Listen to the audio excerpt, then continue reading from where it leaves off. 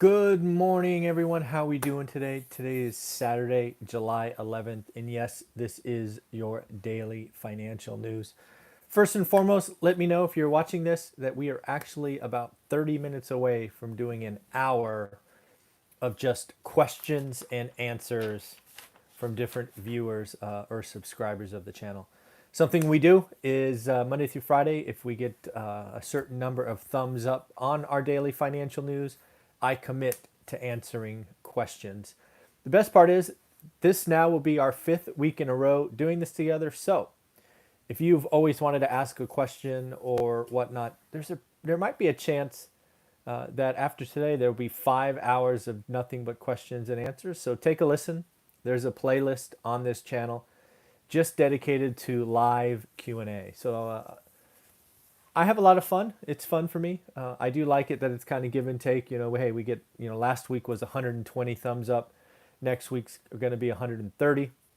I'm looking forward to the day, frankly, where one of these daily financial news gets over 1,000 views in the first 24 hours. I think we've peaked at a couple of them have just ticked over 700. So I'm having fun. You're having fun. Let's just keep going. So as I sit here Saturday, the first thing I'm thinking about is what happened last week, what's going to happen next week. The Nasdaq is kind of what happened last week. The Nasdaq has been on a run. It is, doing lots of, stretching of the PE, price to earning ratios, things of that nature. A lot of kind of behavior that I saw, or at least I remember, and let's be clear, my memory's not great. It's 20 years ago. But I seem to recall the same kind of behavior in the dot-com crash. And if you don't know what the dot-com crash is, you haven't experienced, do yourself a favor. Look at companies like Webvan, Pet.com, things of those nature, and you could see they had their peaks and then poof, gone.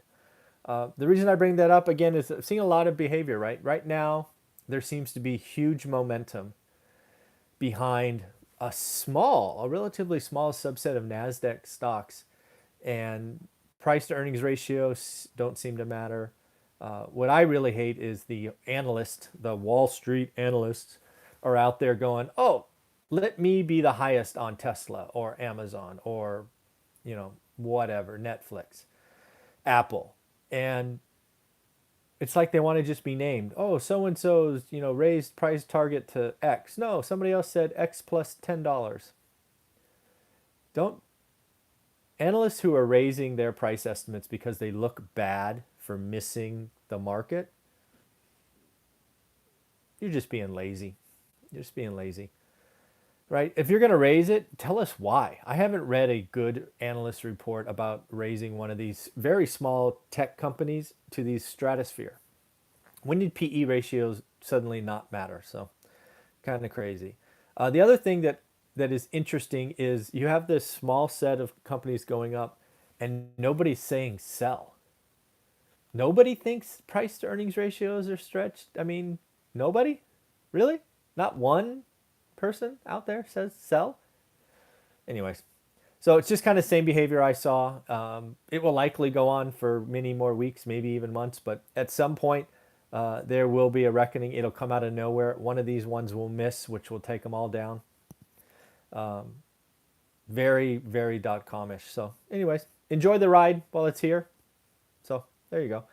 But next week kicks off earnings season, right? So we have a lot of technology or a lot of financial companies next week and some tech companies reporting. And let's be clear, we've been waiting for this period, right? I did reports on this 6, 8, 10 weeks ago talking about the kitchen sink quarter and all those things. It's here. The banks are going to start next week. JP Morgan, Bank of America, Goldman, Wells Fargo. One of them is likely going to have a nasty quarter, likely going to do a huge reserve for bad debt. Money's on Wells Fargo. Wells Fargo also has to announce a dividend cut per the Fed or stress tests. So it's going to be interesting to see where those four come out. I'm expecting bad debt to go up at least at Wells Fargo, Bank of America, and JP Morgan. I'm not sure about Goldman. They don't really have a huge consumer presence just yet. They are looking to add that, but it's not there just yet. So we'll see. It's going to be interesting. Right now, analysts are expecting Q2 S&P 500 collectively. They're expecting their earnings to be down 44%. Interestingly enough, that's not a record. Way back in 2008, specifically Q4, S&P 500 actually dropped 67%. Man, Q4 2008 was terrible, huh? Oof. So again, earnings decline of 44%. We'll see. All right, kind of early reports from some of the retailers and the like, it's not great, but the S&P 500, 500 companies, we'll see where it washes out. But we are going to start to look at Q2, and it's not going to be pretty. Where I'm really looking for is what are they saying, right? Are they saying, hey, June was better than May was better than April? That's interesting, right? That's an investable trend. Or are they going to say like, basically, we're not confident, we're not giving any earnings forecasts? It'll be very interesting to see if anybody does earnings forecast or if they just let those slide, right? That was part of the game with every 90 days you said your earnings is you would give them a range of what you thought you could do next quarter, right? That's what we should be doing as stock investors is we're betting really on future profits and future cash flow. So, but don't expect Q2 to be anything good. Instead of or in addition to the banks, we also have PepsiCo, which actually I think reports Monday. So I think they kick us off. PepsiCo is interesting because it's not quite Coke, right? Coke is predominantly kind of restaurants and entertainment. PepsiCo has that Frito-Lay that they bought a decade ago or something. So they're very more stay-at-home, snacky type of food and beverage. And then you have Netflix. All right, so it's going to be interesting. It's going to be interesting next week. What else we got? Oh, if you guys haven't checked out my interview with Brian Lebo yesterday from Las Vegas, you need to. He shared some tremendous actual numbers from last month, actual comparisons from last month to previous month. And this is why in real estate investing, you've got to know your market. You've got to watch. Who would have guessed that Las Vegas set a record for medium home prices in June? It finally took out its 2007 peak, I think he said, 7 or 8. Anyways, doesn't matter. But finally set a new record at 325 grand. What? They have 30% unemployment, and they're setting records for single family homes. The only thing I could think of is the California and New York exodus is real and maybe bigger and probably faster than I thought. I don't know what else to explain it. I mean, he breaks down different categories, I think from memory, right? Below 250, 250 to 500, 500 to 750, 750 to 1,000,005, and then 1,000,005 and above. Every category is up month on month. More activity, more listings, more pending. This market's wacky. I did a video last week or the week before about being cautious. Be cautious. I don't throw around the term bubble easily, having experienced before, but boy, that doesn't feel right? If you know what I mean. There's a story behind those numbers, and it's probably too early to tell what it is for real. We're all guessing and speculating and trying to tie it together. It is, oh, there we go. Lots of people are saying it. Yeah. I guess the exodus from California is real and faster and bigger than I thought. That's the only thing that can explain Vegas hitting a record. Last month, there's 30% freaking unemployment. What is going on? Yeah. And if Vegas is that wonky, just think about lots of the other markets. So it is, I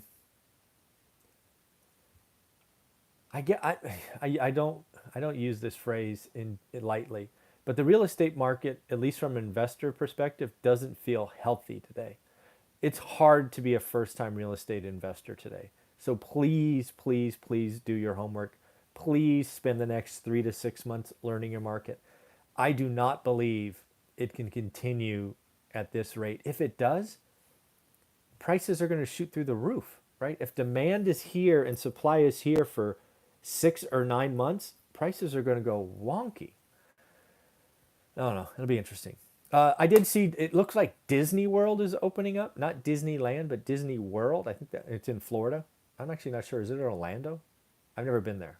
I guess I don't know, but it's opening up. Got to have some good news, right? Good old Disney. Wonder what it would be like.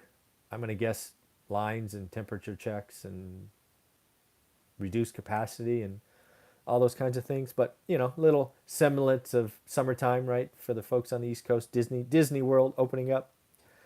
Saw a note that the U.S.-China relationship is severely damaged. I'm like, are you kidding me? You didn't know that already? I mean, what kind of genius wrote that headline?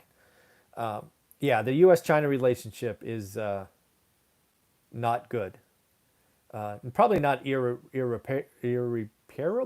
Is that a word? Irreparable? I'm not sure that's a word. It's something we can come back from, but we are in the midst of our own thing right now. But it is interesting to see that we're going to have to get to it. No talk of phase two, things of that nature, which is fine, right? We're going to have to reset the economy and the relationships next year. Oh, by the way, there will be another election, and we either have 4 more years, or we'll have someone else. And makes probably good sense that the U.S.-China relationship just goes to the back burner. Yeah, I was like, that's like, no kidding. That's not in a good place. But again, we both need each other. Let's be clear. They make a lot of stuff. We consume a lot of stuff. It is. We can't just turn our back. That would be severely damaging to us, at least in the short to medium term. So that's not possible. I have seen articles about real time. Man, I don't know if you've caught it yet, but I've had no coffee this morning because we ran out of coffee, and I'm just fuzzy. Ugh. Anyways, but I'm getting some tomorrow. So real-time data showing consumer behavior is already changing, right? I think it was Wednesday we talked, and I'm like, it's going to be interesting to see what is going on with the consumer in relationship to the Sun Belt. Cases, cases, cases, cases, cases.